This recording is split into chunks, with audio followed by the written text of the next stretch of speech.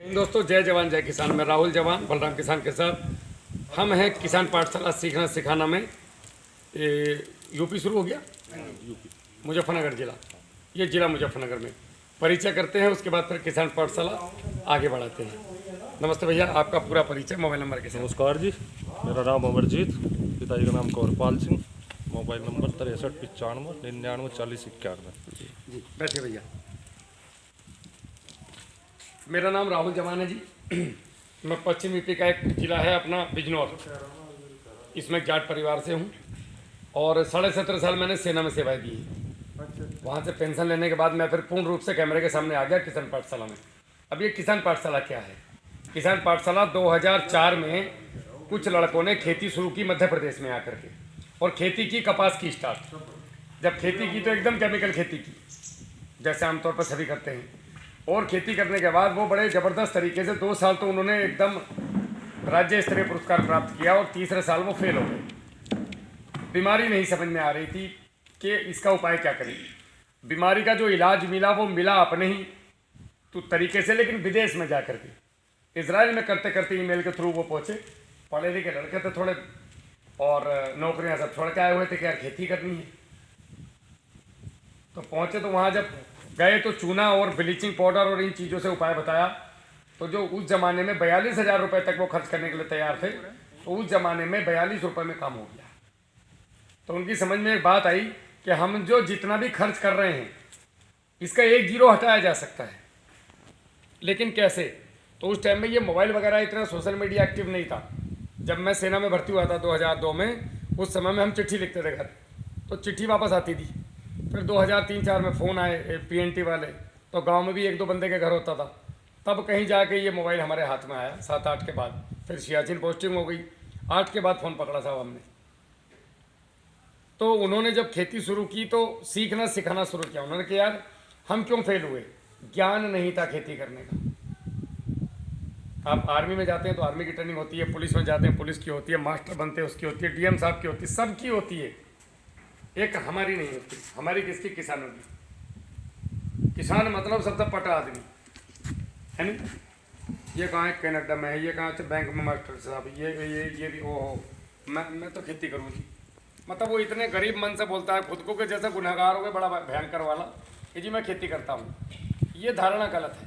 Foreign में आप लोगों के बहुत रिश्तेदार होंगे, मैं भी काफ़ी बाहर गया हूँ। जब साथ में थे एनएसजी में, तो बहुत सरदार मिले मुझे बाहर।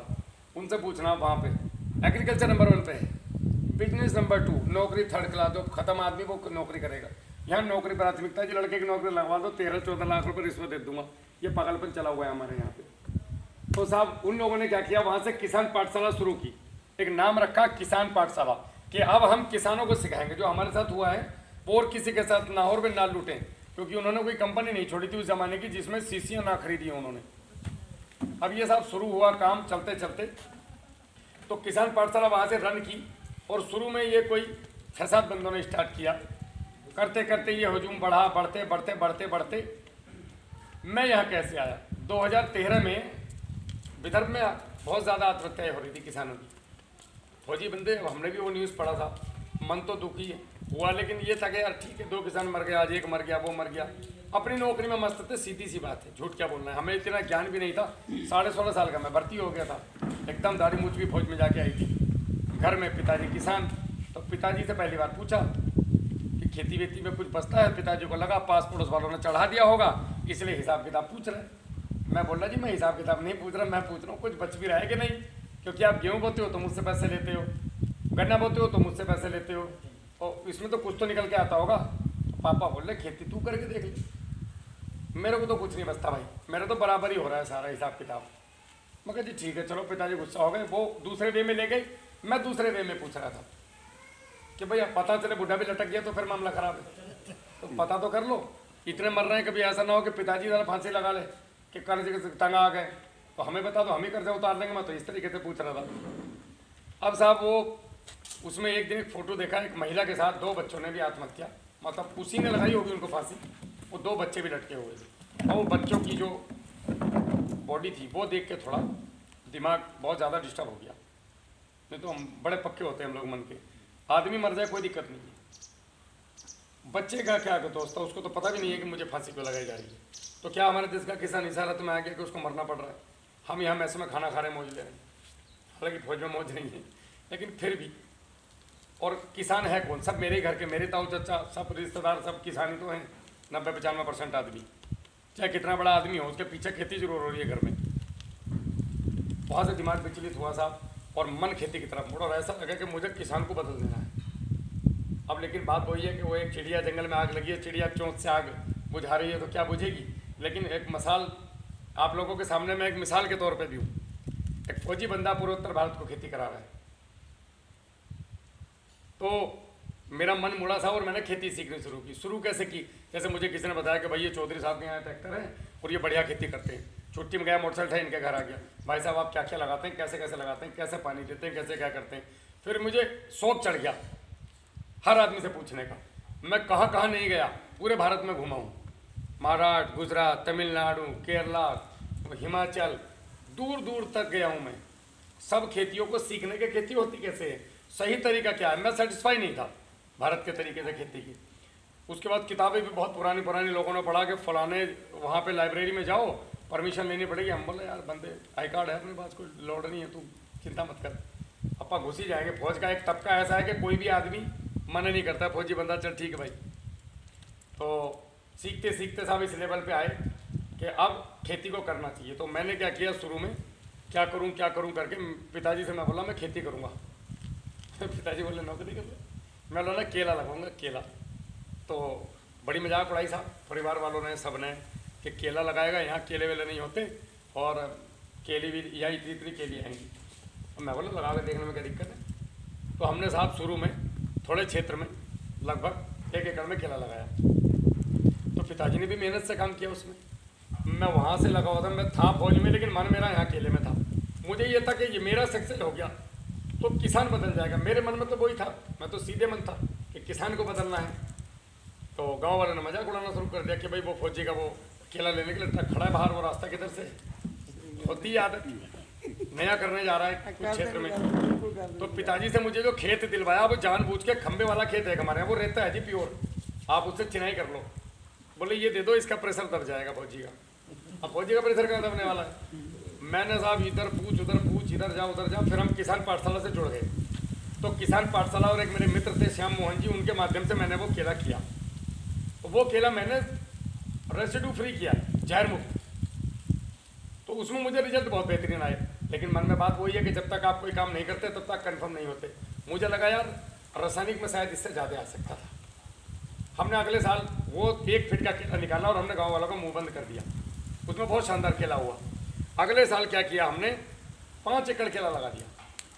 सबसे बड़ी बात है, जब तक आप खुद इन्वॉल्व नहीं होते तो ऐसी कभी खेती मत करो लफड़े वाली, सीधी सी बात है। तो केला तो लगा दिया सरदार, लगा के लफड़ा हो गया, पाला पड़ गया उसमें। नवंबर था, 24 नवंबर का दिन, मैं बाहर था। मैं भाई को बोला कि भाई पानी खोल दे, आज हाथ पे ठंडे हो रहे हैं, पाला पड़ेगा। और 25 दिसंबर से लेके 25 जनवरी तक ही पाला मारता है केले, वो भी तब मारता है अगर पौधा 20 इंच का नहीं है तो। भाई ने पानी खोला तो पता चला वो ताऊ जी की ईख में टूट गया। ये भाई साहब अपने घर आके सो गए और पूरी रात ताऊ जी की ईख भर गई, केला सूखा, केला पाला मार गया, खा गया पलटी। दूसरी गलती ये 24 इंच का इसलिए नहीं हुआ दिसंबर तक, क्योंकि मैं जो पद्धति आपको समझाने जाऊंगा उस पर मुझे भरोसा नहीं था। मैं था तो किसान पाठशाला के साथ जुड़ा हुआ, लेकिन मन मेरा कहीं ना कहीं केमिकल की तरफ ज़्यादा था कि यार ये बकवास कर रहे हैं साला, इससे थोड़ी ना कुछ होता होगा, ये लोग पागल है इतना केमिकल डाल रहे हैं। तो मैंने सोचा इनके हिसाब से तो ये कर लिया 1 एकड़, ये 5 एकड़ में केमिकल से कर लूँ, फिर मैं दोनों में कंपैरिजन करके आगे बढ़ूंगा। लेकिन ऊपर वाले ने मेरी टांग पकड़ के दबा के मार दिया ज़मीन पे। अब जब मैं 25 तारीख को गया, 26 को घर, तो पिताजी बोले कि किसी ने स्प्रे कर दिया खेत में और पौधे पूरे डल गए, नीचे पड़ गए। और पता है पाला लग गया। मैंने फोटो भेजे, भाई साहब ये क्या हो गया? बोले जी पाला लग गया। ये क्या हो? बोले खत्म कहानी, नाम लो। बोला बाबे का कहानी खत्म हो गई। मगर जी खत्म? बोले होगा ही नहीं। बोले हो भी सकता है और नहीं भी। तो रासायनिक वालों ने तो हाथ खड़े कर दिया कि इसको जुतवा दो, ये होगा नहीं। मैं बोला इतना आसान है, तुमने मेरे 7.5 लाख रुपए लगवा दिए और अब कह रहे हो इसको जुतवा दो, ये कौन सा तरीका है? तो बोले तेरे बलराम से पूछ ले। बलराम भाई वो हैं जिन्होंने किसान पाठशाला की शुरुआत की थी, और गजेंद्र भाई। बोले तेरे बलराम से पूछ ले, वो करा सकता है। तो मतलब कहने का मेरे साथ वो घटना हुई कि मैं पिताजी पे भरोसा ना करके पड़ोसी पे भरोसा करके बैठा था बाप समझ के, और पड़ोसी ने लास्ट में बोला कि तेरे बाप से बोलना, मैं तू मेरी औलाद थोड़ी ना है, तेरा बाप देगा पैसे तुझे। मेरा हाथ पकड़ के छोड़ दिया। अब मैं किस मुंह से उस बंदे से पूछूं कि पाला मार के वो कहेगा अरे तेरे पास केला भी है क्या, तेरे पास 5 एकड़ केला है? मैं तो बताया नहीं था, चुप चुप के काम कर रहा था कि उनको ना पता लग जाए। समझ रहे हो आप मेरे जो बात कहने का मतलब है, समझ रहे हैं? भरोसा था लेकिन नहीं था।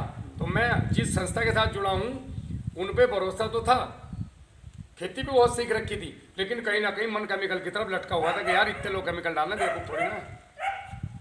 तो साहब वो केमिकल में मैं लुट गया, कपड़े फट गए मेरे, 7.5 लाख रुपए लग गए। चलो कोई बात नहीं, भगवान की दुआ से ठीक ठाक था घर, झेल गए हम इस चीज़ को। और अब हमने मजबूरी में फ़ोन किया, भैया ये किस काम का मेरा, तूने कब लगाया? मगर पहले मैंने सारी कहानी बता दी, भाई ये स्थिति है।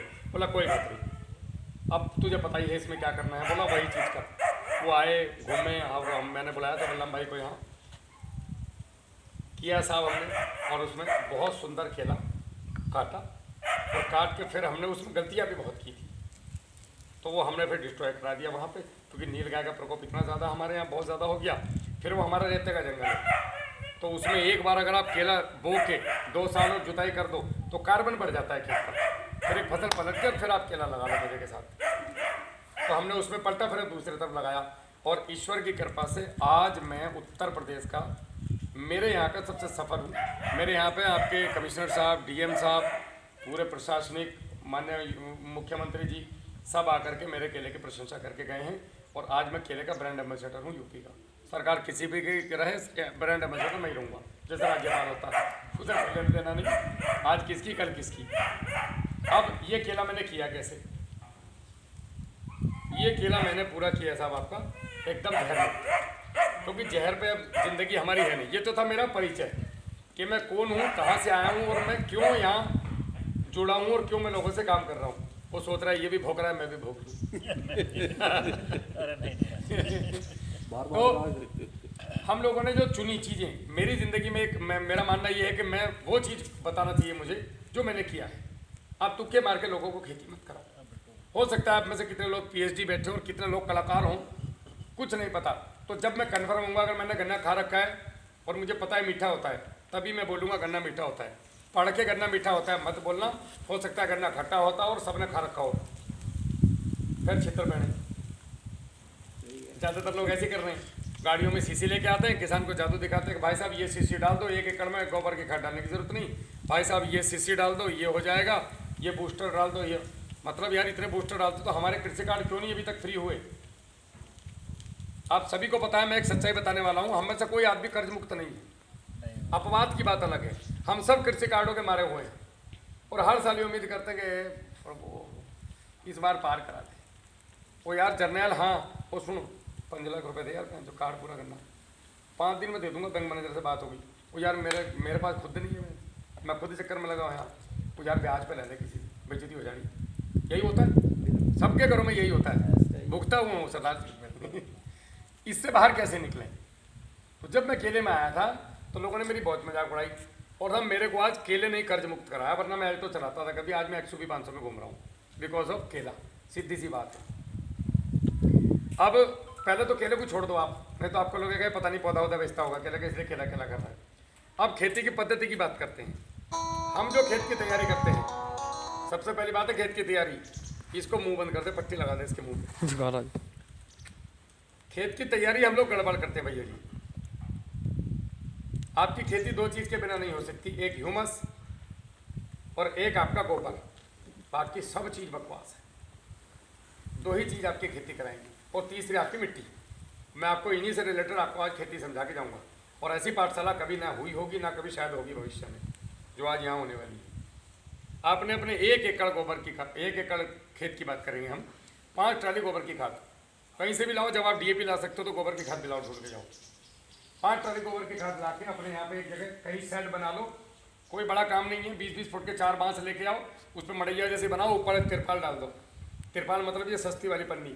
कुल मिलाकर के सूरज की रोशनी, चांद की रोशनी, ओस और बारिश उसको ऊपर ना पड़े। अब एक वेस्ट डिकम्पोजर आता है, आप लोगों ने बहुत लोगों ने नाम सुना होगा। वेस्ट डिकम्पोजर नहीं सुना है तो एक कल्चर आता है फ्री का, बिना पैसे का।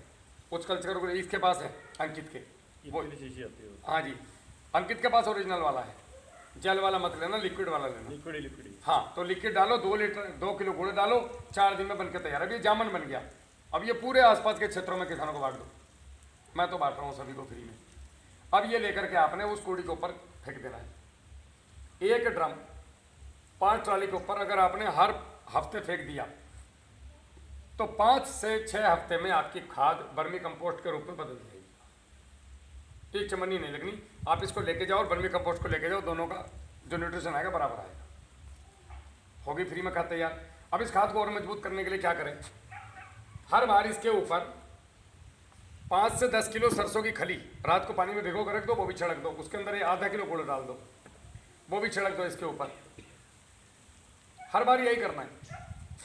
1-1.5 महीने में आपका खाद बनकर तैयार, भयंकर मजबूत। अब इसके साथ में आपने 4 किलो फिटकरी पीस के, 10 किलो मोटा समुद्री नमक, 4 किलो सिंधा नमक जो व्रत में खाते हैं, 320 रुपये का आ जाएगा, 80 रुपये किलो है। और हाँ जी 50 नहीं, हमारे 80 मिलता है। चलो वो जो भी है, फुल मिला के सिंधा नमक 4 किलो आपका। और 30 किलो गेरू, चूना गेरू वाला होता है ना, दिवाली में गेरू करते हैं वो वाला। आजकल तो मॉडर्न लोग हो गए, पैसे वाले लोग हो गए, हमने तो किया था अपने घर पे, ला लो फौज में ही बहुत किया है वो चूना गेरू। वो गेरू मिट्टी 12 रुपये 14 रुपये किलो है। 30 किलो वो, 50 किलो चूना और 10 कुंटल जिप्सम। पिडोल मिट्टी मिल जाए जो पहले चूल्हे पे करते थे माता जी खाना बनाने के बाद, तो 10-20 किलो को ये लेकर के आप 1 एकड़ में छिड़क दो। छिड़कने के बाद आप इसका जुताई कर दो, नॉर्मल जुताई करने के बाद इसको पानी दे दो। जब ये सूख जाए तो इसमें आपने 9 तरह की फसलें बोनी,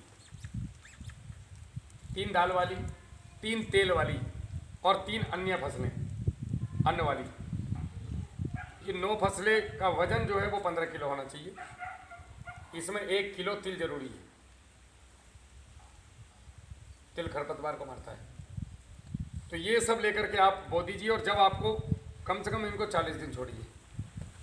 लेकिन अगर कभी ऐसा लग रहा है कि यार 40 दिन ज़्यादा हो जाएंगे, मुझे पहले बोना, तो पहले भी जुताई कर सकते हैं। अब इसकी जुताई आपने कर दी तो ये समझ लो आधी लड़ाई आप अभी जीत गए भाई साहब। अब ये करने के बाद आपने ट्राइकोडर्मा लेना है 2 किलो। और इसकी जो आप जुताई करेंगे, जुताई करने के बाद जिस फसल के लिए पलेवा करेंगे, वो 2 किलो ट्राइकोडर्मा को 200 लीटर पानी में डाल दो और 5 किलो गुड़ डाल दो और 10-5 दिन के लिए भूल जाओ कि ट्राइकोडर्मा भी रखा। फिर इसे 1 एकड़ में पानी के साथ छोड़ दो। हो गया काम, बीमारियां खत्म खेत के बाहर। ये हो गई खेत की तैयारी, जो कोई किसान नहीं करता। हमारे फेलियर का सबसे बड़ा कारण हम चाहते हुए भी नहीं करते। हम तो यार 2 बोरी एनपीके, ये एनपीके एक थोड़ा मैं बात रोकूंगा। जैसे आप बता रहे हो, जैसे अनपढ़ है, हाँ जी, जहाँ तो इनका एक पर्चा बना के रखो। ये वीडियो में आप भी जिंदा रहोगे, मैं भी जिंदा रहूंगा। अच्छा, चिंता मत करो, ये तेरा चैनल पता पे कि आएगा। वो सानू नहीं याद रहनियां, उनके लिए तुरंत तो याद मैं नहीं। लिख के देके जाऊंगा। हाँ पहले बता दो। हाँ जी, हाँ जी, नहीं ठीक है, ठीक है। गुरु ग्रंथ साहब तो है, गुरुद्वारे में रखा हुआ है, चाहे जब पढ़ लो, प्रतियां भी मिल जाएंगी। ठीक है। लेकिन ज्ञानी जी पहले बता दो दें कि बाबा क्या बता के गया, ओके ओके। समझ गए अभी? तो सादिया ही रहता अगर बोली उन्हें पीने। ये तो रामायण की कथा चल रही है अभी। कथा रामायण की प्रतिलिपि तो बहुत है, कहीं भी मिल जाएंगी। मैं आप लोगों को यही पेपर पे लिख के दे जाऊंगा ओके ओके, कि आपने कब कब क्या करना है। ठीक ठीक, अभी तो पहला ही चैप्टर भी शुरू नहीं हुआ है। ठीक है, ठीक। अभी आप हिलोगे नहीं, ऐसी सम्मोहन शक्ति है मेरे कोई बात अंदर, नहीं, सुनते कोई जाओ आप बस। तो ये खेत की तैयारी होगी। दूसरा, हम लोग कभी क्लाइमेट पे काम नहीं करते। क्लाइमेट मतलब आप और हम सब बैठे, कोई ट्रैक सूट पहन के बैठा है, कोई जर्सी, कोई लोई। कारण क्या है, क्यों बैठे हो? सरदार जी, आपने जो जर्सी पहन रखी है, ये क्यों पहन रखी है? ठंड के लिए। ठंड कैसे रुकेगी? ये जैसे रोकेगी, नहीं, कैसे रोकेगी, मैं वही तो पूछ रहा हूँ। अंदर हवा नहीं जाने देगी, ठंड हाँ, रोकेगी। तो जब खेत में हवा जाएगी तो क्या खेत में अच्छी पैदावार होगी? अगर आप बनियान में बैठ जाएं तो आप मज़े से हमारी बात नहीं सुन पाएंगे, है कि नहीं? वैसे ही खेत में फसलों को भी ठंड लगती है, उनको भी रोम छिद्र होते हैं, वो भी महसूस करती है ठंडी गर्मी। नहीं करती तो पालक क्यों लगता है फिर? 15 डिग्री के बाद जैसे ही तापमान नीचे जाता है, 15 डिग्री से नीचे और 33 डिग्री के ऊपर, हवा में मौजूद मॉलिक्यूल 33 के ऊपर एकदम पानी के भाप बन के उड़ जाते हैं और सूखी हवाएं हमारे शरीर पर लगती हैं। हमारे शरीर मतलब पौधे के ऊपर, तो उसको लू बोलते हैं। वो मांसपेशियों को डैमेज करता है, पत्तियों के पानी को गर्म कर देता है और पत्तियां फट जाती हैं। बोलते लू लग गई, फसल पीली पड़ गई। वैसे ही जाड़ों में 15 डिग्री के नीचे जब ये तापमान आता है तो ये ठोस पानी के कणों में आर्द्रता बदल जाती है। आप लोग देखते होंगे जब मौसम विभाग बताता है आर्द्रता इतने प्रतिशत, आर्द्रता होती है हवा के अंदर मौजूद पानी के छोटे छोटे कण, और ये कण जो है बर्फ में तब्दील हो जाते हैं, क्रिस्टल के रूप में तब्दील हो जाते हैं। जैसे जैसे टेम्परेचर नीचे जाता है ये ठोस होते चले जाते हैं, और पौधे के अंदर 72% से लेकर 95% तक पानी होता है। ये मैं हर फसल की बात कर रहा हूँ। जब ये फसल के ऊपर लगातार लगातार लगातार टच होते हैं तो फसल की कोशिकाएं फटती हैं, और उसके बाद फसल का जो उत्पादन देने का क्षमता है वो प्रभावित होती है। अब इससे कैसे बचें? कोई सीसी खरीदे। अब आदमी मन में आ रहा होगा कुछ जादू बोलने वाला है, अभी ये सीसी खरीद लो। कुछ नहीं करना है। गन्ना घास होती है ना, पेंडी वाला बाजरा, एक बार काटो 10 साल चलता है। आपके हर 1 एकड़ की बाउंड्री पे होना अनिवार्य है नेपियर, सुपर नेपियर घास। कहीं से भी लो, इनके पास खड़ी हो इनसे ले लो, इनके पास खड़ी हो इनसे ले लो, किसी रिश्तेदार के पास तो मिलेगी मुजफ्फरनगर में। वो ला के एक पेंडी, वैसे भी आपकी मेड़ पे इतना इधर कुछ होता नहीं है, तो ये रहेगा तो निश्चित रूप से 30% उत्पादन आएगा। फालतू चाहे कोई भी फसल लगा लो। मेरा किया हुआ काम है सरदार जी, मैं वही बोलूँगा जो कर रखा है। पे किसान पाठशाला चैनल है, 16.5 लाख से ज़्यादा लोग हमारे साथ जुड़े हुए हैं। यूट्यूब तो छोड़ दो आप, बी किसान स्मार्ट फार्मिंग प्राइवेट लिमिटेड। अब वो जो 16 लड़के थे ना, वो कंपनी में तब्दील हो गए। अब उन्होंने किसानों के लिए काम करने के लिए किसान पाठशाला के साथ साथ कंपनी ही खोल दी पूरी। इसका पूरा हेड ऑफिस बनाया उन्होंने अपने गांव में, तलून में, बड़वानी के पास। वहीं की ये गाड़ी भी है। अब ये वहीं से पूरी चल रही है। उत्तर भारत का इसमें डायरेक्टर मैं हूँ। हम गांव-गांव जाके लोगों को निःशुल्क खेती सिखाते हैं। कोई चार्जेस नहीं, कोई पैसा नहीं। 1000 बार फ़ोन करके पूछो, 1000 बार मैसेज करो, कस्टमर केयर भी है।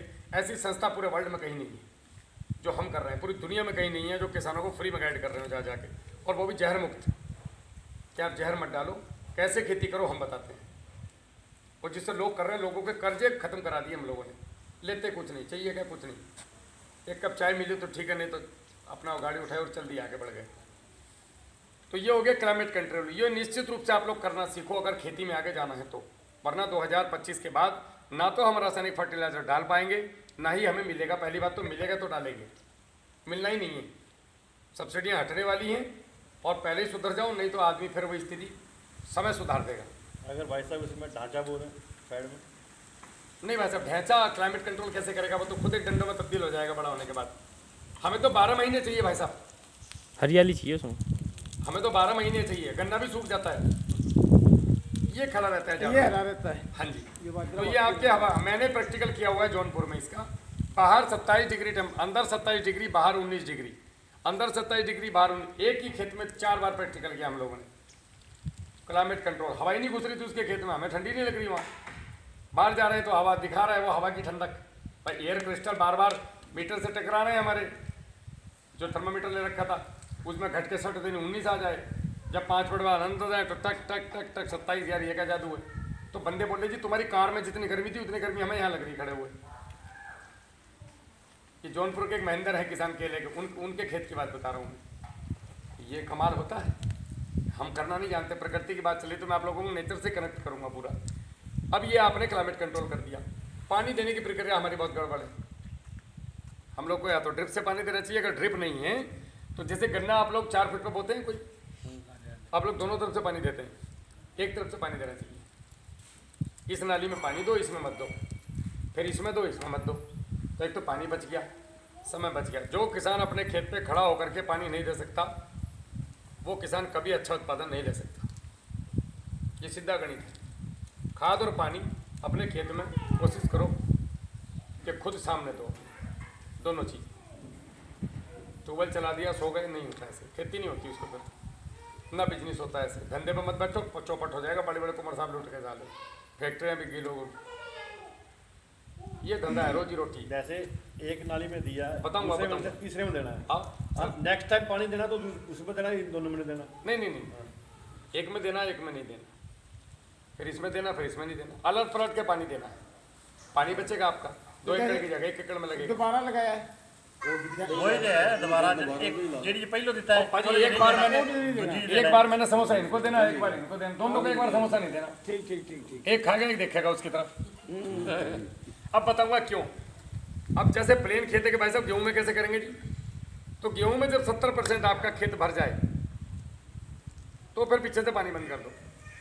सुबह या कल दोपहर तक आप देखेंगे कि अंदर अंदर पूरा वैक्यूम खींच लिया जमीन ने।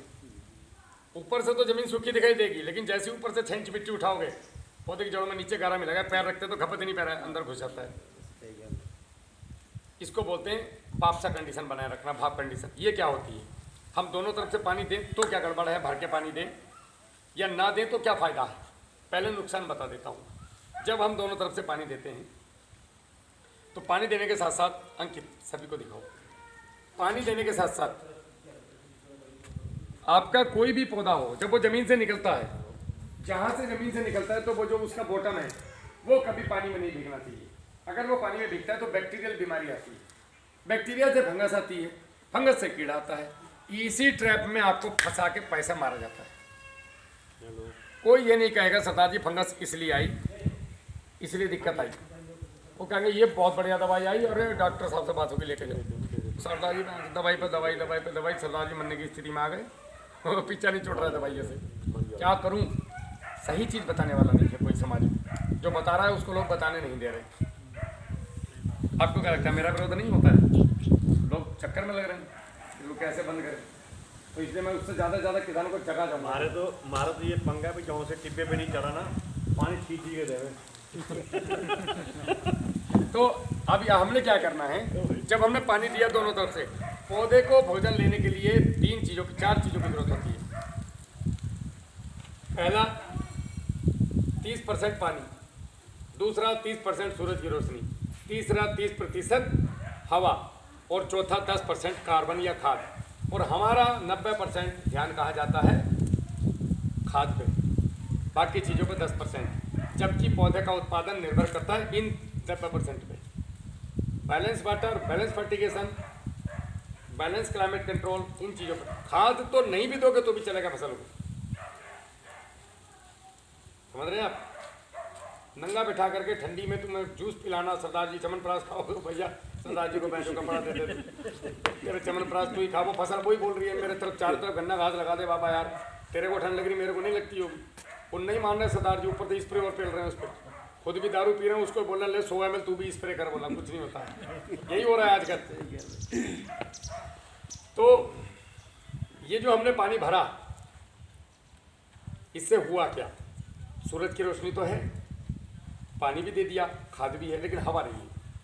जैसे आप नाक बंद करके खाना नहीं खा सकते, आप सांस बंद कर लो और खाना खा के दिखाओ मुझे, तो गले से नीचे जाएगा नहीं, ठीक है। वैसे आपने उसकी नाक बंद कर दी पानी देकर। अब वो पानी किस कंडीशन में लेता है, जब जमीन में गया हुआ पानी 70% हवा में चला जाता है या लीच होकर जमीन में रह जाता है नीचे। अब जो 30% पानी बचा, जब वो कणों में, जमीन के कणों के बीच में से भाप बन के उड़ता है, इस भाप को पौधा लेता है। इसको बोलते हैं वापसा कंडीशन। इसीलिए ड्रिप आती है, ड्रिप हमेशा वापसा कंडीशन में काम चलती है। ऐसा क्यों? अगर आप ये कंडीशन नहीं बनी तो आप पौधे के साथ क्या घटना हुई, अब आपके पौधे ने पानी नहीं लिया, अब ये वापसा कंडीशन आने में एक बार पानी दिया तो कम से कम 5 से 7 दिन का वक्त लगता है। अब वो 7 दिन तक आपका पौधा वेजिटेटिव ग्रोथ कैसे करे, नया पत्ता कैसे दे, क्लोरोफिल कैसे बनाए, तो उसके अंदर जो स्टोरेज है भाई, अगर गेट बंद कर दिया, बाहर से कुछ नहीं आएगा, तो हम तो जो घर में होगा वही खाएंगे। जबकि घर का राशन मेहमानों के लिए था, वो मेहमान छोड़ खुद मरने वाली स्थिति आ गई, यार तो पहले मुझे दे, मेहमान उमान नहीं आएंगे, गेट बंद हो गया, तो पौधे को लगा बाहर से खाना नहीं आएगा, एक दिन वेट करेगा, 1.5 दिन करेगा, फिर उसके पत्ते पीले पड़ने शुरू होंगे, फिर वो स्ट्रेस में आ जाएगा। आप क्या करते हो ऐसे वक्त में, यूरिया फेंक दे, अभी काला हो गया। आपने यूरिया फेंक दिया। अब जब आपने कोई भी रासायनिक खाद दिया तो ज़मीन में जब वो नीचे गया तो उसने एसिड छोड़ा और गैसें निकली, और पत्ते के दोनों तरफ मुंह होता है खाने के, स्टोमेटा, उसने वो जहर सूंघा, उसके अंदर गया, लेकिन वो खा नहीं पा रहा है, नाक बंद है उसकी, वो तनाव में आ गया। अब उसने जो अंदर स्टोरेज किया था फल देने के लिए, गेहूं का दाना देने के लिए, सरसों की बाली देने के लिए, अब वो साहब अपने ही भोजन, अपने ही शरीर को खाना शुरू कर दिया, उसने अंदर जो स्टोरेज था उसको खाना शुरू कर दिया, तो आपका उत्पादन घट गया। गेहूँ अच्छे खड़े हैं, भले खड़े हैं, सब कुछ ठीक है, लेकिन उत्पादन नहीं आ रहा था, बैलेंस पानी नहीं है। पानी का आपकी फसलों पे 70% कब्जा है, उत्पादन पे, 70% इधर या इधर हो सकती फसल। अगर 80 का एवरेज आज आपका आ रहा है गन्ने का, तो ये 120 भी जा सकता है, सिर्फ पानी के, मतलब सब चीज़ें वही रहेंगी, बस पानी बदल जाए, पानी देने का तरीका। तो नुकसान कैसे देगा? अब वापसा बनेगी तब तक जो तुमने खाद दे दिया वो आधा नीचे चला गया लीच होके, और कुछ बर्बाद हो गया, कुछ हिस्सा मिला, उसी में जो रिजल्ट दे रहा है वो दे रहा है। आप खेती सरकार को गाली दे रहे हैं, कभी भैया की तरह भगवान को गाली दे रहे हैं, उससे क्या लेना देना? हमारी खुद की गलती भी तो पहचानो। मैं फौजी हो गया, अगर मुझे मेरी ड्यूटी का नहीं पता है तो मैं तो गड़बड़ हूँ, गद्दार हूँ। तो फार्मर हो गया, अगर मैंने खेती नहीं सीखी और मेरी खेती सही से नहीं की, तो कहीं ना कहीं मैं, मेरे परिवार, मेरे साथ, नेचर के साथ गद्दारी कर रहा हूँ, जाने अनजाने। तो सही तरीका क्या है? आपने अगर वैसे पानी दिया जैसे मैंने बताया था आपको, इधर पानी दिया इधर नहीं दिया, या कम पानी दिया, तो वापसा कंडीशन जो 7 दिन में आ रही वो 2 दिन में आ जाएगी। और वैसे गन्ने में पानी दिया या केले में पानी दिया या किसी बेड वाली फसल में पानी दिया, तो इधर से तो हवा सूखी, इधर से मिला पानी, ऊपर सूरज की रोशनी, नीचे आपने खाद दे रखा है, बायोमास कार्बन है, तो आज ही आपका पौधा भोजन उठा लेगा। ये 5 दिन जो बार बार स्टक हो रहा है, अब आपने अगर गेहूं में 3 से 4 पानी दे दिए, तो 4 पानी पे 20 दिन आपका पौधा स्टक रहा, मतलब बढ़ा नहीं। तो 20 दिन क्या हुआ? आपकी फसल पीछे चलेगी। अब ये 20 दिन तक लगातार अगर ये फसल चलती रहती रेगुलर, तो स्ट्रेस नहीं आता, उत्पादन बढ़ता सरदार जी या घटता? सीधी सी बात है, कुदरत के साथ चलो। तो बैलेंस पानी का क्या रोल है, समझ में आया साहब? अब मेरी तरफ से दोनों तरफ से देना या एक तरफ से? मेरा काम हो गया, जब ऊपर मुझे मुलाकात होगी आपकी मेरी, तो मैं बाबे को बताऊंगा कि मैंने समझाया था सरदार जी को, ये नहीं समझे, कोड़े दो फालतू मार। क्या पता आप एसी कोच में हम जनरल बैठे हो मुलाकात ना हो पाई। नहीं, ऊपर सब एक ही है जी। मैं तो सीधा कहूंगा जी 2 कोड़े कम कांड मानना, सरदार जी को समझा के आया था साहब, यही नहीं मानने मेरी बात। मेरी ड्यूटी पूरी। हमारे बाबा बताते हैं एक नरक एक स्वर्ग है ना, क्या पता स्वर्ग में ना जी, पता नहीं, मैं तो यही स्वर्ग लगता है, मैं तो स्वर्ग में हूँ। मुझे किसानों को समझा के इतना मजा आता है, मैं आप लोगों से बात कर रहा हूँ ना, अभी मुझे इतना आनंद आ रहा है कि दुनिया का सबसे सुखी आदमी, अगर मुझे इस समय मौत आ जाए मुझे कोई गम नहीं। अब वो मेरी हालत आप नहीं समझ सकते, मुझे कितना आनंद आ रहा है आप लोगों को समझा के। मेरे कोई फर्क नहीं पड़ता, तुम मुझे एक भी मत करो, मुझे क्या लेना देना। ना मैं आप लोगों के नाम जानता, मैं आया और मैंने अपना भौंकना शुरू कर दिया, मैं भौंकूंगा और चला जाऊंगा। मेरी तरफ से तुम उसको करो या मत करो सरदार जी, मैं अपनी ड्यूटी कर रहा हूँ मैं अपनी ड्यूटी कर रहा हूँ। देखो जी, भौंकना शब्द गलत नहीं है, ये बड़ा शुद्ध शब्द है हिंदी का। भौंकने का मतलब होता है बोलना, पागल का मतलब होता है अपनी बात का पक्का।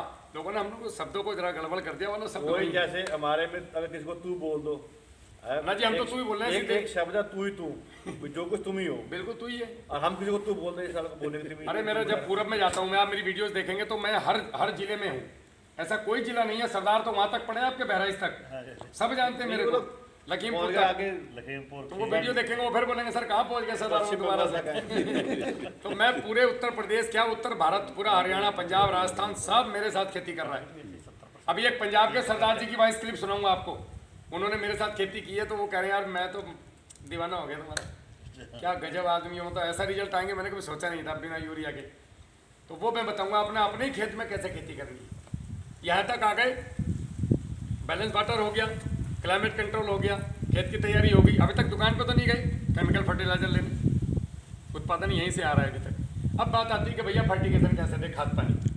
तो खाद जो भी है, देखो पौधे को तो जो चाहिए उसको देना पड़ेगा, फास्फोरस चाहिए, नाइट्रोजन चाहिए, या जो चीज़ें चाहिए वो देनी ही पड़ेंगी। आप उसको ऑर्गेनिक तरीके से दो, रासायनिक तरीके से दो, सेमी ऑर्गेनिक से दो, या कहीं से सीसीओ से ला के दो, उसको लेना देना नहीं।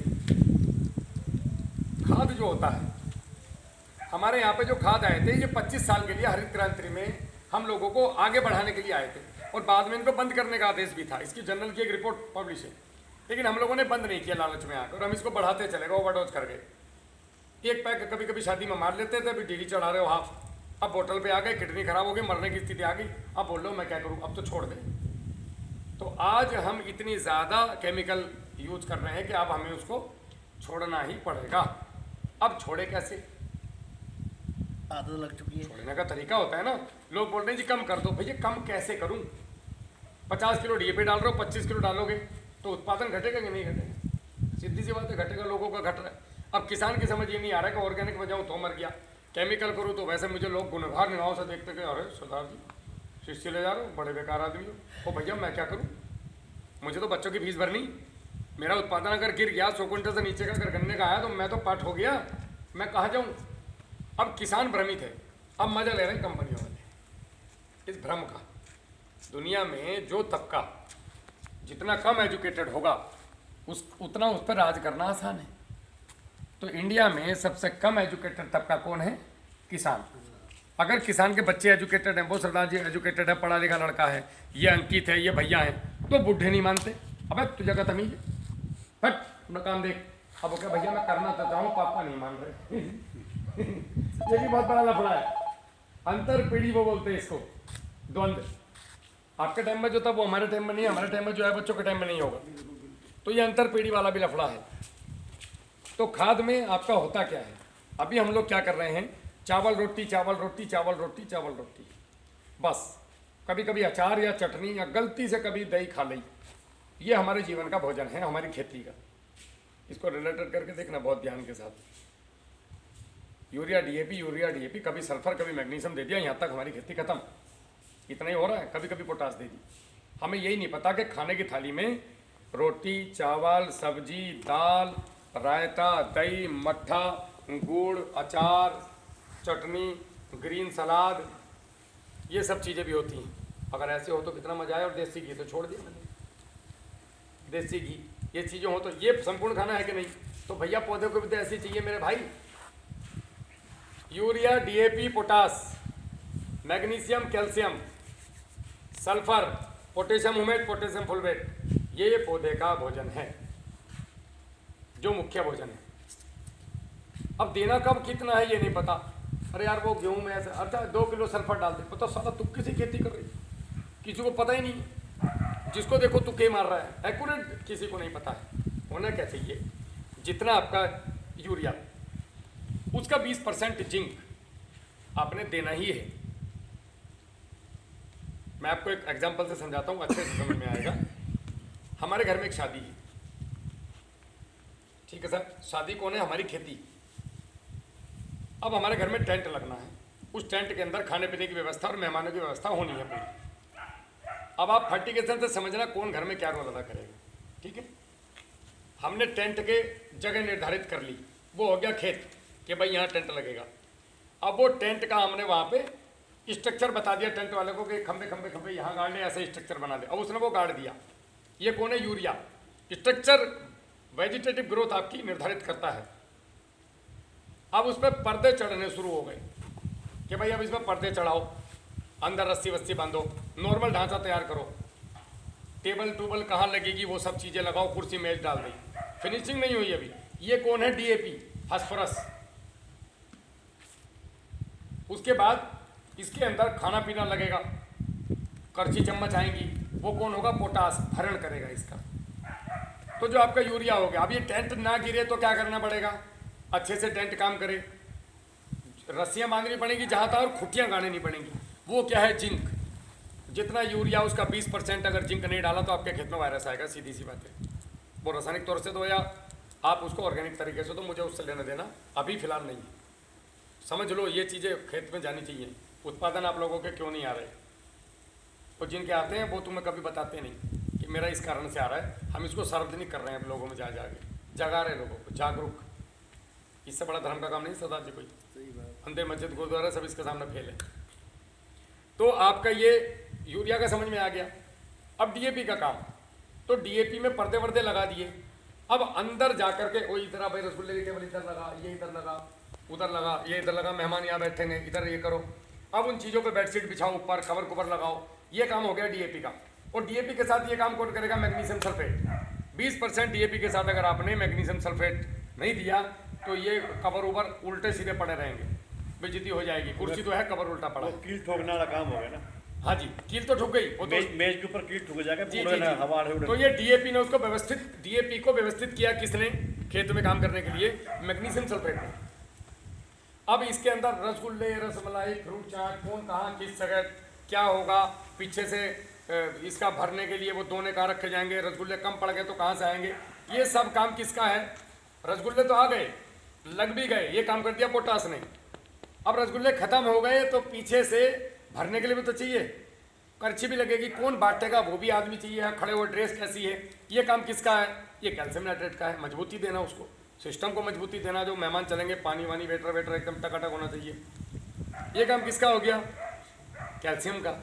अब जितना कैल्शियम दिया, जितना मैग्नीशियम सल्फेट दिया, इसका 20% आपको सल्फर देना है अपने खेत में। सल्फर क्या काम करेगा, ये जो टेंट आपने जो पर्दे वर्दे, ये जो कुर्सी पे कवर पड़े हैं, चद्दरें पड़ी हैं, गिलास रखे हैं, उसके बाद वो जो आदमी खड़े हैं वो काम ठीक कर रहे हैं कि नहीं? ये चद्दर पे गिलास पे ऐसा तो नहीं कि मेहमान ने कढ़ी गिरा दी और दूसरा मेहमान खा ही नहीं पा रहा है उसकी वजह से, ये कढ़ी साफ कौन करेगा? इसकी व्यवस्था मैनेजमेंट कौन करेगा? तो उसके लिए हमने एक आदमी निर्धारित कर दिया कि ये दोनों साले ठीक काम करें, तू यहाँ खड़ा रह डंडा लिए हुए, तो वो कौन करेगा? Sulphur regulatory. ठीक है, अब ये सल्फर है, ये भी बाहर का आदमी है, अगर ये गड़बड़ करता है तो वो गड़बड़ करते हैं, वो गड़बड़ करते हैं तो वो तीनों का कोई मतलब नहीं बनता। इस पे कमांड कंट्रोल कौन करेगा? पीछे हलवाई के पास रसगुल्ले है भी कि उसने उल्टा कर दिया दरवाजा, या दूध खत्म हो गया तो बाजार से लाएगा कौन? क्या गाड़ी है, क्या लड़के हैं? ये काम कौन करेगा? पोटेशियम होमेट, जड़ों को बढ़ाना, स्वस्थ रखना, पानी की होल्डिंग कैपेसिटी बनाना। अब इन सब के ऊपर है घर में दादाजी, पगड़ी पहन के फर्स्ट क्लास कपड़े रहते हैं, बड़ों ने करना कुछ नहीं है, वो उधर बैठ जाना। वो इधर आ, वो फूल वाला किथे गया, वो देख उधर वो क्या हो रहा है, कौन आदमी का? वो तू इधर आ, तू तो रसगुल्ले बता, तू इधर क्या कर रहा है? उधर चल, तेरा रसगुल्ला बांट, तू इधर आ, तू तो मेहमानों की तरफ डिटेल था लेडीज को पकौड़ा देने में, तू यहाँ क्या कर रहा है? तो पूरे खेत में जितना फर्टिगेशन दिया, क्या वो पौधे के लिए जहाँ जाना चाहिए वहाँ पे जा रहा है?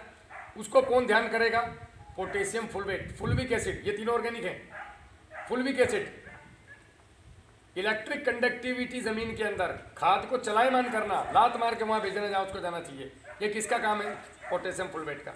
ये पूरे एक खाद का फर्टिगेशन शेड्यूल होता है अच्छी फसल के लिए। क्या आप लोग इसको फॉलो करते हैं? पता ही नहीं है। गाड़ी पे झंडा लगा रखा, मैं फार्म मैं फौजी, बंदूक मैंने चलानी नहीं आती। पेस्टिसाइड वाले वह झंडा तब जा। हाँ जी, पेस्टिसाइड वाले वह झंडा बता दिया जाके। मैं आपको जो चीजें बता रहा हूँ ये एकदम बड़े अच्छे से समझाई मैंने, ताकि आपकी समझ में आ जाए कि क्या रोल है।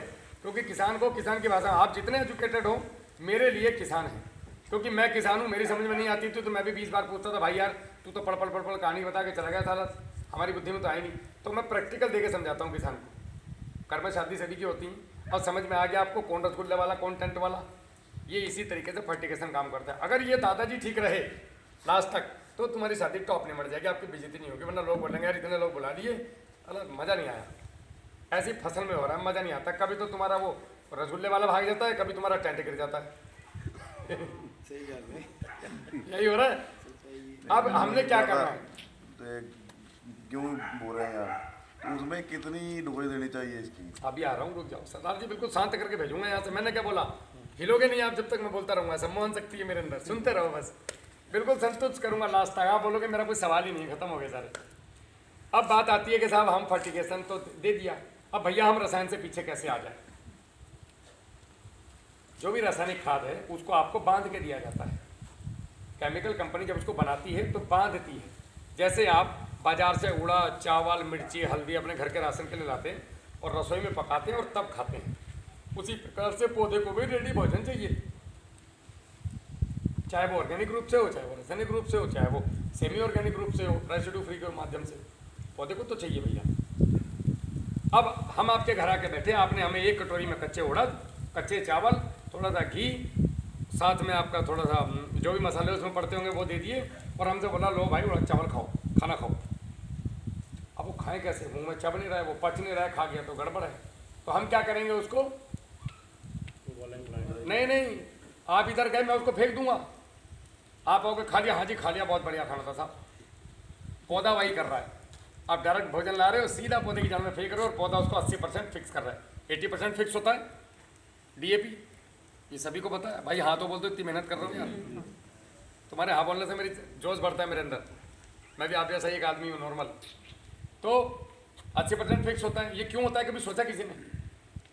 कैसे हम इस 80% को ख़त्म कर सकते हैं, ये बॉन्डिंग ना टूटे? ये कभी किसी का ध्यान नहीं गया इस पर। एक किसान पाठशाला ने इसको ध्यान दिया कि किसान का ये 80% बर्बाद ना हो तो हम जीत गए लड़ाई, हमारा खाद खत्म, बस 10 किलो से काम हो जाएगा फिर तो सरदार जी। इसका सबसे अच्छा तरीका क्या है कि आप जो भी रासायनिक खाद बाजार से लेके आएँ उसको ला करके सड़ा हुआ गोबर की खाद जो मैंने पहले बनवाई थी, नहीं तो और भी मिल जाए 3 गुना जैसे 50 किलो डीएपी आप डालते हो आमतौर पे, तो आप आज से 25 किलो डीएपी डालो। 25 किलो डीएपी जो बच गया, 25 किलो डीएपी को 75 किलो गोबर की सड़ी हुई खाद में मिला लो फावड़े से, और उसके ऊपर पानी से नमी दे दो, मॉइस्चर 1-2 बाल्टी 4 बाल्टी छिड़क के फावड़े से चलाओ। जो भी डोज आपको डालनी, मैग्नीशियम, सल्फर, जो भी कुछ इसमें है, यूरिया, कैल्शियम नाइट्रेट और जिंक को छोड़ करके इनको अलग कर दो। बाकी सब खाद को आप मिला सकते हैं, मिला करके मॉइस्चर दे करके, और आपने इसको 8 दिन के लिए एकदम ऐसे पैक करके रखना है, पन्नी से चारों तरफ पॉलिथीन लगा के, कि इसमें हवा ना जाए अंदर, बिल्कुल भी पैक कर देना है चारों साइड से। अब 8 दिन के अंदर इसकी बॉन्डिंग टूट गई। बॉन्डिंग मतलब खाना या रसोई में पक गया, बोला चावल पका के खुशबू मारते हुए मेरे पास है, अब मैं खा लूँगा। तो आपका पौधा इसको पहली बात तो लेगा 100%, दूसरा लेगा आज, अगर नमी है तो आज ही पौधा भोजन उठा लेगा। अगर डायरेक्ट देते तो लेता 20 दिन के बाद, और लेता 20%, और 20% में भी उस समय में पौधे को जितनी ज़रूरत होती उसमें से आधा तो आपने वो लीच करा दिया पानी के साथ, आधा वो इंतजार में हवा में उड़ गया, 5-7 दिन पड़ा रहा, 20 दिन। और वो करता क्या है, नुकसान क्यों देता है? हम लोग बोलते केमिकल केमिकल केमिकल, केमिकल नुकसान क्यों देता है? आपने डीएपी का दाना जैसे ज़मीन में डाला तो उससे जाके नीचे तेजाब निकलना शुरू होता है, ऊपर गैसें उड़नी शुरू होती हैं। ये तेजाब और गैस ही केमिकल है, और यही ज़मीन के जीवाणु को मारता है। धीरे धीरे धीरे धीरे ज़मीन के जीवाणु मरते जा रहे हैं इसकी वजह से, और ज़मीन में जीवाणु ना होने की वजह से ज़मीन के अंदर जो टॉक्सिसिटी है, जो गंदगी है, लैट्रिन आ नहीं रही, पेट में भारी पड़ी है, 8 दिन हो गए, गड़बड़ हो रही है। ऊपर से लोग बोलते हैं रसमलाई खाओ सरदार जी, 8 दिन से लैट्रिन निकल जाते हैं, मैं रसमलाई कहाँ से खा लूँ? हमारी स्थिति वो हो रही है खेतों में, हमारे खेत में जान ही नहीं है। जान का मतलब क्या होता है? जीवाणु नहीं है भाई बॉन्डिंग तोड़ने वाले। हम केमिकल पे केमिकल फेंके जा रहे हैं, 10 की जगह 20 किलो डाले जा रहे हैं।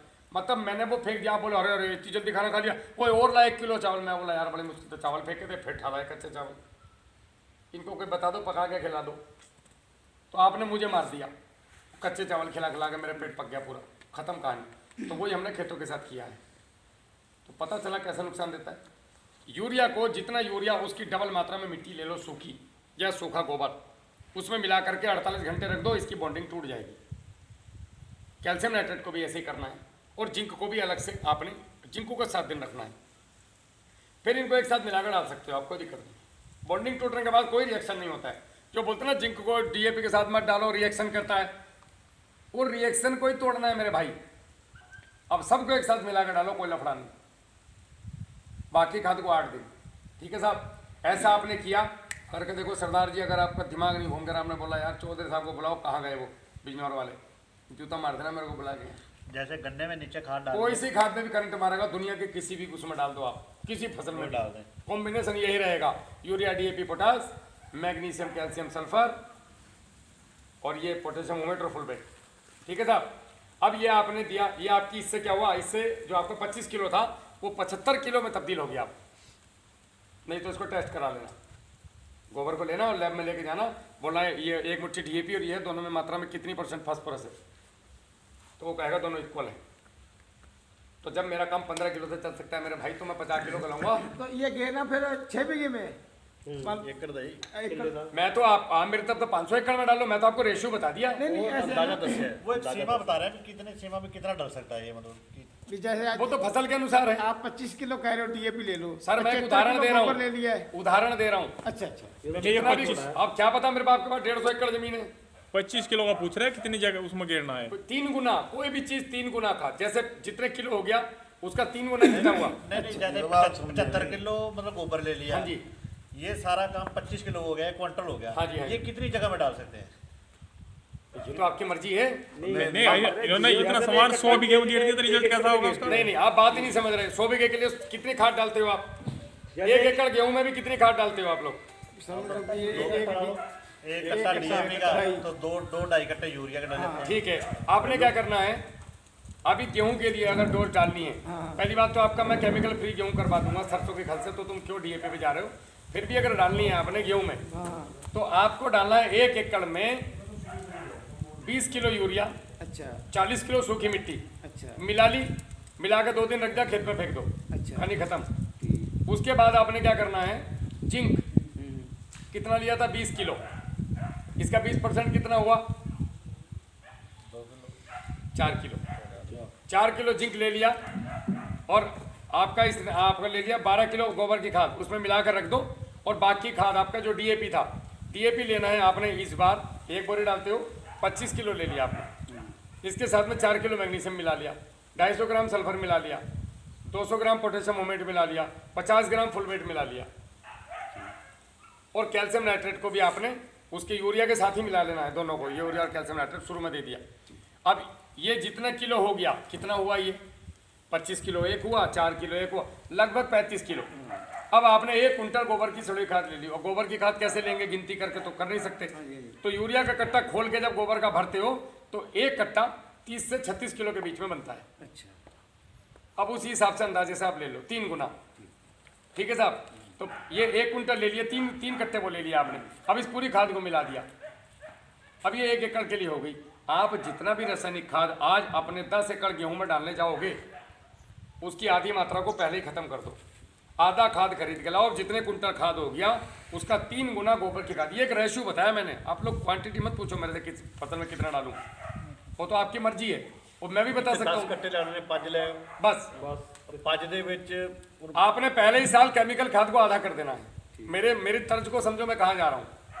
पर जो सबसे आपने बड़ी पहले बात साल आधा कर देना, 50 किलो बता डीएपी ला रहे हो, रहे हैं। 25 किलो लेके आओ। भी वो तुम्हारे पास ठीक है, डंगर चाहिए। वो दूगो है। 25 आपको 25 किलो चाहिए। अगर आपके पास गोबर की सड़ी खाद नहीं है तो मिट्टी भी ले सकते हो, खेत बात हुआ की, जी, गोबर बात हुआ। खेत की मिट्टी भी ले सकते हो, अच्छा, बर्मी कंपोस्ट ले सकते हो, शुगर मिल की मैली ले सकते हो, कोई कानून नहीं है। लेकिन गोबर से बेस्ट दुनिया में कुछ नहीं है, सबसे बेस्ट रिजल्ट गोबर का है। अब आप जितना भी रासायनिक खाद लाए, जितना भी, मुझे नहीं पता आपके पास 10 बीघे जमीन है कि 10 एकड़ जमीन है, 100 एकड़ जमीन है, आपको 50 कट्टे डीएपी के डालने हैं तो आप 25 कट्टे डीएपी के डाल लो। और 25 कट्टों का 3 गुना, आधा कर दे मतलब बस आधा कर दो, उसका 3 गुना सड़े हुए गोबर की खाद लेके मॉइस्चर नमी दे करके उसको 8 दिन के लिए एकदम पैक करके रख दो और फिर उसको खेत में फेंको। ये खाद 1.5 महीने तक खराब नहीं होगा। आप इसको बोरियों में भर के स्टोर कर सकते हैं। भयंकर रिजल्ट है इसके। हमेशा खाद को पानी पे देना सीखो, हर पानी पे खाद। जैसे आपको गेहूं में 3 पानी लगने हैं तो तीनों पानी पे खाद दो, लेकिन कितना, जितना दे रहे हो उसी को 3 भागों में बांट दो। सही बिल्कुल राइट। गजब के रिजल्ट आपको मिलने हैं, भयंकर वाले जिसको बोलते हैं। पानी से पहले देने इसको, पानी ऊपर लगा पानी के बाद में हमेशा खाद देना चाहिए। 500 पे जैसे हमारे यहाँ नहीं लगते, अब तो लग रहे हैं। चलो जी। कई बार मौसम खराब होता है, खाते हुए तो लगते ही नहीं। जी जी, तो नमी तो है ना भाई साहब, नमी है। हमें तो मतलब नमी से है। तो खाद फेंको समय समय पे, पहला 21 दिन पे, दूसरा 42 दिन पे, तीसरा जब वो बालियाँ बनने लगे बाद खेल खत्म। अब बात आती है कि साहब ये तक तो ठीक है, स्प्रे में क्या करें। हमारा सबसे ज़्यादा जो पेस्टिसाइड यूज़ हो रहा है 70% और नुकसान हो रहा है एनवायरनमेंट को, वो स्प्रे से हो रहा है। अब आपको फिर यहाँ पे लगेगा कि मैं कोई सीसी बेचने वाला हूँ। अभी तक तो इसमें बहुत अच्छी बात बताई, अब ये सीसी बेचेगा। नहीं नहीं, यहाँ भी सीसी नहीं बिकने वाली है। आपको मैं एक ऐसा स्प्रे बताऊंगा जो जादू की तरह काम कर रहा है। पंजाब में लोग इसको बुरी तरीके से, आगे पूरे हिंदुस्तान में इसको बुरी तरीके से लोग यूज कर रहे हैं। 2006 में इसको राष्ट्रपति पुरस्कार मिल चुका है, लेकिन देश का दुर्भाग्य है कि इसको किसी ने फैलाया नहीं। जहाँ भी इसकी बात हुई लोगों ने इसको दबा दिया, वीडियो डिलीट करा दी, दबाया गया, लेक आउट किए गए, गूगल से हटा दिया गया उसको। लेकिन मेरे जैसे पागलों कौन रोकेगा। इसलिए गांव-गांव जाके किसान पाठशाला लगा रहा हूँ। मेन मकसद आप लोगों को जगाना है बस। अब हमने क्या करना है, हम स्प्रे पता किस चीज़ का करेंगे। अभी एक ही स्प्रे में कीटनाशक होना चाहिए, पैसा तो तभी बचेगा सरदार जी। अगर मैं 1 एकड़ में भैया कीटनाशक का स्प्रे करूं, फंगीसाइड का स्प्रे करूं, उसके साथ में न्यूट्रिशन का स्प्रे करूं और वायरस की भी उसमें दवाई हो, तो कितने रुपए का 1 एकड़ का ड्रम तैयार हो जाएगा। एक ड्रम लगभग 2000 से 2500 रुपये, इतने बन जाएंगे है नहीं, उतने का बन जाएगा। अगर इसमें से 1 जीरो हटा दे तो 200 रुपये में काम हो जाएगा 1 एकड़ का। तो कैसे रहेगा? बड़ी अच्छी बात है। हाँ, अब सुनो उसमें करना क्या है। आपके खेत की जो मिट्टी है, आपको पता है ये दुनिया में ये चारों काम ये करती है, लेकिन किसी ने बताया नहीं आज तक मिट्टी के स्प्रे। आपने अपने खेत में ऐसी जगह पे जहाँ पे कल्टीवेशन ना हुआ हो, या हमारा ट्रैक्टर कहीं ना कहीं ऐसी जगह बची जाती है खूंट, वहाँ पे 5 फीट का गहरा गड्ढा खोद लो, बिल्कुल ऐसे गहरा। अब अंदर चले जाओ तो मिट्टी तो बाहर आ गई, इस मिट्टी को बाहर लगा दो। ऊपर से नीचे तक की आपकी, जैसे ये ट्रैक्टर है, ऊपर से नीचे तक की मिट्टी छीन ली। हर 1 इंच की मिट्टी में कुछ ना कुछ अलग पोषक तत्व है। कहीं पे जिंक है, कहीं पे सल्फर है, कहीं पे मैग्नीशियम है, कहीं पे कुछ है। ऊपर की 2 फीट की मिट्टी में कीटनाशक और फंगस को मारने की ताकत है और वायरस को, और नीचे की में माइक्रोन्यूट्रिएंट्स हैं। जिंक कौन से पेड़ पर लगता है सरदार जी? जमीन से ही आ रहा है। हम लोग कर क्या रहे हैं कि हमारे घर में भैंस है, हम दूध ले जाके मुजफ्फरनगर बेच के और पाउडर का डब्बा ला के बीवी को बोल रहे हैं कि ले बच्चों को पिला, बच्चा ताकतवर हो जाएगा, ये दूध अच्छा है। गोल गोल घुमाया जा रहा है हम लोगों को। आपने इसकी मिट्टी लेनी है 25 से 35 किलो मिट्टी। अब इसको ला करके आपने 200 लीटर के ड्रम में डाल देना है। 200 लीटर के ड्रम में डाल दिया, क्योंकि इस मिट्टी में अभी हानिकारक फंगस भी है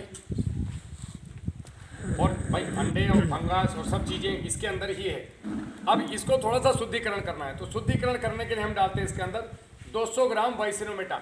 वाइसिनोमेटा में क्या है? सुक्रोज, गाय के पेशाब का अर्क और हल्दी का करकुमिन, ये 3 चीज़ों से मिला हुआ एक मिश्रण आता है।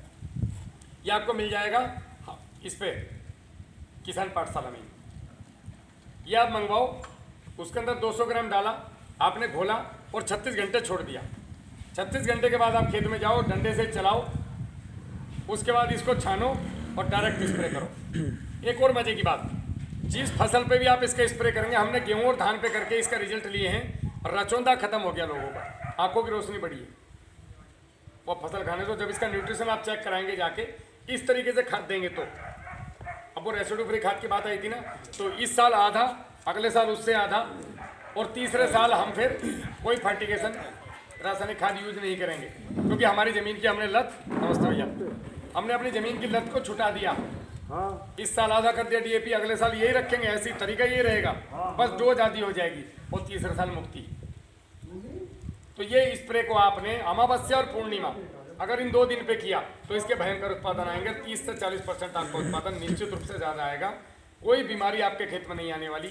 सबसे भयंकर कीटनाशक ये है, फंगस का काम ये करता है, उसके साथ में न्यूट्रिशन मैनेजमेंट का काम ये करता है। एक पंजाब की सरदार जी की ऑडियो है, सुनवाऊंगा, उन्होंने बस जस्ट ट्रायल के लिए मंगवाया था। वो ये कहना कि यार मेरा तो मतलब दिमाग काम नहीं कर रहा है, इतना ज़बरदस्त रिजल्ट कैसे हो सकता है मिट्टी का। बोला मैं लोगों को बता रहा हूँ तो लोग सुन नहीं रहे। हाथ कंगे को फारसी क्या सरदार जी और पढ़े लिखे को फारसी क्या, करके देखो मिट्टी कौन सी कहाँ से बाहर से आ रही है। सुक्रोज कोई ऐसा तो है नहीं कि कोई तुम्हारी किस्मत छीन लगा 200-500 रुपये में। बी किसान से 94 245 38 222 नंबर है, वहाँ से मंगवा लो। तो इसको चैरिटी भी आप समझ सकते हो एक तरीके से। भाई ये गाड़ी यहाँ तक आई, आपको समझा रहे हैं, फ्री में तो आई नहीं, तेल तो इसमें लगा है कहीं ना कहीं से, शायद हो सकता हो इसी से पूरा हो रहा हो। लेकिन अगर कोई चीज़ हमारा 200 रुपये में काम कर रही है और हमको 70% पूरा जो हम केमिकल फेंक रहे हैं, आपके 5 लाख की जगह अगर 50,000 रुपये लगना तो क्या दिक्कत है? वैसे भी तो मर ही रहे हो केमिकल डाल डाल के, मिट्टी से मर जाओ। इतना ज़बरदस्त रिजल्ट है, आज तक कभी सुना नहीं होगा आपने। आप किसी भी पेड़ पौधे पर कराओ जिस पर फल एक बार आते हैं 2 बार आने शुरू हो जाएंगे। ये ज़बरदस्त रिजल्ट है। जो फरवरी मार्च में फूट रहे हैं वो अक्टूबर में फूटने शुरू हो गए पेड़। गोभी जैसी फसल, टमाटर जैसी फसल जो हो ही नहीं सकती बिना केमिकल के, बैंगन जैसी फसल, वो मिट्टी के स्प्रे से लहरा रही और लोग फायदा उठा रहे हैं। आप देखो किसान पाठशाला चैनल खोल के, ओपन है, और हम फ्री ऑफ कॉस्ट गाइडलाइन देते हैं पूरे भारत में, कोई किसी से 1 चमनी रुपया नहीं लेते। ये बनाना क्यों पड़ा? किसान सही से मिट्टी के स्प्रे का इस पर यूज नहीं कर पा रहा था, क्योंकि मिट्टी कहीं कहीं ज़्यादातर बीमार है और बीमार फसलों पर डाल रहे हैं, तो वो मज़ेदार रिजल्ट नहीं आ रहे थे। फिर इस पर हम लोगों ने बहुत मेहनत की, बहुत रिसर्च की, क्या करें, क्या बनाएं। तो गन्ने के रस से सुक्रोज निकलवाया, करकुमिन निकलवाया, अर्क निकलवाया, फिर इसको बनाया, फिर जब इसको यूज़ किया तो बड़ा ज़बरदस्त रिजल्ट। वो ये भी वो सरदारों वाली स्थिति हमारी कि भैया लंगर चकोर दे जाओ, तो नो प्रॉफिट नो लॉस में हम लोग इसमें 23 रुपये बचते हैं 1 किलो पे, बड़े मुश्किल से। वो 23 में ही सारा खर्चा चल रहा है।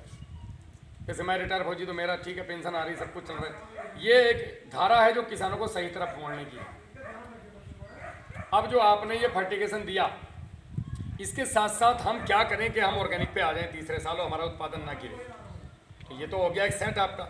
इसके साथ में जो 25 किलो के पैसे बचे वो कहाँ लेके जाओगे?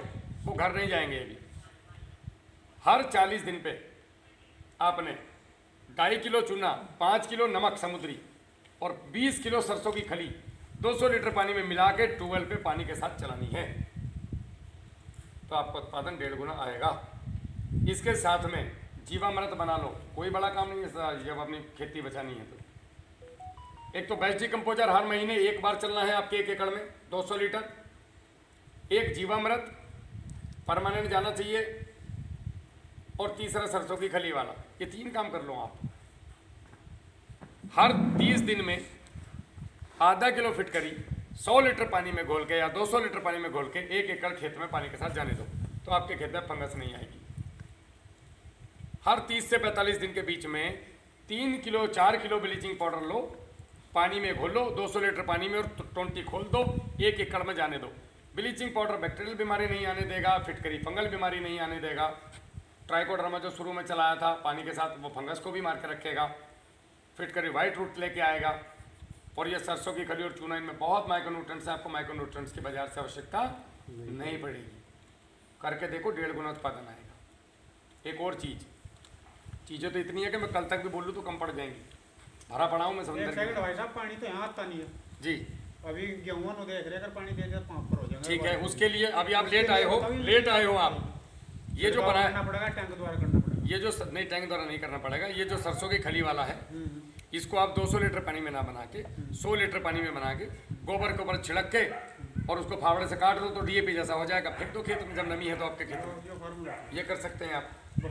फिटकरी को भी आप मिट्टी में मिलाकर डाल सकते हैं। ब्लीचिंग पाउडर को भी मिट्टी में मिलाकर डाल सकते तो अमित तेरे लिए बढ़िया भैया, करने वाला चाहिए। मेरे पास हरा मार से गन्ना लेना तन्ने भैया, वो कोल्लू लगा रहा तो वो कर वीडियो बहुत लंबी हो जाएगी, आप लोगों के बाद चली जाएंगी तो इसमें फिर अपलोड नहीं होगा। आप करने वाले चाहिए। मेरे पास हर हथियार है। आप बोलो भैया मुझे, देखो बायो का इसीलिए लाए थे, मगर उसका जो कुछ भी ले आओ, तुम्हारे सिर्फ कपड़े उतार के चड्डी बेचने के चक्कर में है सब लोग। याद रखना जिंदगी में हम ही उन्हीं के बेच देंगे जितनी चीज। अरे तुम्हारी बेच ली भैया लोगों ने, तुम्हारे पास छोड़ा क्या है? मैं खर्चे में डाल दिया, जमीन बेच रहे लोग, कुछ नहीं रहा। मैं आपकी बात सही है जी इसका मैंने पिछले साल करा था जी गन्ना बुआई में वीडियो वरना 10 किलो का डाल देती जी। बुआई पे जी, उसका ये रिजल्ट बहुत करेंट आज इसका। हाँ, तो इसको अगर इस तरीके से डालोगे तो ये लाखों लोगों पे किया हुआ है। सब्जी में भी देख रखा है इसका, बहुत बढ़िया रिजल्ट है इसका भैया। तो ये सब चीजें आपने करनी है और ये सब चीजें अगर आप करेंगे तो आपको निश्चित रूप से बढ़िया उत्पादन होगा। अब यहाँ तक कि जो मैंने क्लास ली, इसमें किसी का कोई सवाल है तो बोले, फिर मैं आगे बढ़ता हूँ। नहीं बेटे मैं मीटिंग जाऊँ लोगों के बीच में फार्मर एजुकेशन 0 है यहाँ पे इंडिया में। लोगों को पता ही नहीं है मैंने खेती किस तरीके से करनी है। अगर हम इस तरीके से करेंगे तो ऑर्गेनिक पे आ सकते हैं कि 3 साल में नहीं आ सकते। मेरे पास 1000 किसान हैं जो आ गए। एकदम से आओगे तो गिर जाओगे। आधा अभी आधे को 1.5 गुना करके डालो ना यार, थोड़ी सी मेहनत ही तो है। इतना काम करना है आपने। ये सरसों की खल पे न्यूट्रिशन नहीं गिरने देगी। ये चूना कैल्शियम की पूर्ति रखेगा, ये नमक मिनरल्स की पूर्ति रखेगा। सरदार जी जाना ही नहीं बाजार, क्या करोगे बाजार जाके? कीटनाशक, मिट्टी का स्प्रे, फंगिसाइड, मिट्टी का स्प्रे, पाले का इलाज, मिट्टी का स्प्रे, न्यूट्रिशन देना, मिट्टी का स्प्रे, फल में क्वालिटी बनानी, मिट्टी का स्प्रे, हर जगह मिट्टी का स्प्रे। तो फिर क्यों जाऊँ मैं बाजार? और मिट्टी का स्प्रे नंगे होकर आराम से मारो, खुद भी बॉडी फिट। पहले बूढ़े बुढ़े नहीं देखा मिट्टी में नहाते थे। अभी मैं एक के घर गया था, टॉयलेट तो वहाँ साबुन नहीं था। मैं गाय के नीचे से मिट्टी उठाई, हाथ धुल लिए। बोलो सर मैं साबुन लाया, मतलब साबुन सही हो बढ़िया है। हम बचपन में छोटे छोटे थे इसके जैसे, तो पहले नल की जड़ में से मिट्टी से हाथ धुलते थे। साबुन कहाँ मिलते थे गाँव में? मिट्टी से नहाए हम ट्यूबवेल पे अपने, मुल्तानी मिट्टी बनाने के लिए। हाँ, इंजन पे। हमारी नानी ने खूब हमारे सर में मिट्टी लगाई है। इतनी इसलिए ताकत है खोपड़ी में कि आज बोल रहे हैं आप लोग सामने खड़े होकर। तो यहाँ तक कोई सवाल समझ में आई चीज़ें? ऐसा होना चाहिए ना, लेकिन नहीं हो रहा है। दुर्भाग्य है देश का। और लोग बोलते हैं किसानों को उठाओ। अबे सालों ऐसे उठाओ, आओ ना लोगों के बीच में, समय खराब करो अपना तो पता चलेगा। बकवास करके क्या हो रहा है? यूट्यूब पर बैठ के 100 चैनल बना दिए, ज्ञान कुछ है नहीं। ये यूट्यूबर ने, ये जितना यूट्यूबर है ना, इन्होंने ले ली किसानों की। साले झूठ बोलते हैं दुनिया भर का इसके अंदर। और किसान को बोलते हैं ये बोलना, अब ये चीज़ करो आप। अब आपका खुद वीडियो आएगा वापस। अरे राहुल भैया नमस्ते, मेरा नाम मुजफ्फरनगर से बोल रहा हूँ यार, मैंने वो मिट्टी वाला स्प्रे किया भैया। ये वो चीज़ डालो ना यूट्यूब पे यार, 4 आदमी के आके खोलेंगे। कम से कम मिट्टी की तरफ तो जा रहे हो अपनी। अब बात आती है कि अगर हम 2 लाख रुपए नहीं कमा रहे 1 एकड़ से तो खेती गड़बड़ है भैया। ये गाड़ी ज़्यादा दिन नहीं खड़ी रहेगी फिर, अगर 2 लाख रुपए नहीं आ रहे फिर घर से जा रहा है। इस गाड़ी को, अगर इस गाड़ी का डेकोरेट मेंटेन करना है इतनी बड़ी का, तो 1 एकड़ से 150-2 लाख रुपए आना चाहिए घर में। वरना जो बेचारा बाहर नौकरी कर रहा होगा कोई, उसकी और हम तनख्वाह ले लेके यहाँ गाड़ी खड़ी करेंगे अपने घर में। गड़बड़ है मामला, कहीं ना कहीं हम पद से हटे हुए हैं। अगर मैं फौज में नौकरी करने के बाद भी मेरे पिताजी से पैसे मांगूँ तो मैं बेकार गड़बड़ होगी नहीं। तो हमें इस चीज़ पे विचार करना पड़ेगा। क्या करें? हमें पारंपरिक फसलों को थोड़ा सा छोड़ना पड़ेगा, थोड़ा सा, ज़्यादा नहीं। जैसे मैं केले में आया सरदार जी, तो मैंने कीर्तिमान स्थापित किया। जब मैं एक फौजी आदमी पैसा कमा सकता हूँ केले में, तो कोई भी कमा सकता है। आप निकलो गाड़ी उठा के चारों तरफ देखो, हज़ारों लोग हैं जो केला खेती करके पैसा कमा रहे हैं, लेकिन लोग बताना नहीं चाहते एक दूसरे को। बड़ा दुर्भाग्य है। अब केले वाले से पूछना जाओ और मत लगाना भाई हम बर्बाद हो गए, तू बर्बाद हो गया तो तने जुताया कि नहीं? क्लस्टर लग रहा है श्रावस्ती में, केले के ऊपर ही बहुत ज़्यादा फार्मर जोड़े उन्होंने उसमें। भैया तुम्हारे मुजफ्फरनगर में 1,500 बीघे में केला है, 90% मुस्लिम जाग चुके हैं केले को लेकर के। इतना मुसलमानों से सीखो जिंदगी में, कभी बिजनेस करना सीखना है तो। केले के विषय में बताइए, केले का ही बता रहा हूँ मैं आपको, कैसे कैसे करना है। आप सिकंदरपुर चले जाओ, बड़कली चले जाओ, मुझे तो नाम याद नहीं रहता, दिक्कत मेरे साथ ये है जरा, क्योंकि मैं पूरा हिंदुस्तान घूमता हूँ। तो एक मुजफ्फरनगर में मुझे इतना पता है कि मेरा 1,500 एकड़ केला लगा हुआ है। सिकंदरपुर में है जी केले। हाँ हाँ, वो मेरा ही है, जय प्रधान जी। सब मेरा केला है टोटल, उसका गुरु भी मैं ही हूँ। अच्छा, हमारे यहाँ बैतूल में भी लगा, वो भी मेरा ही है। पंडित जी के यहाँ हाँ, इस बार हम भी 4 केला लगाए। मैं बता रहा हूँ आपको अभी करना क्या है।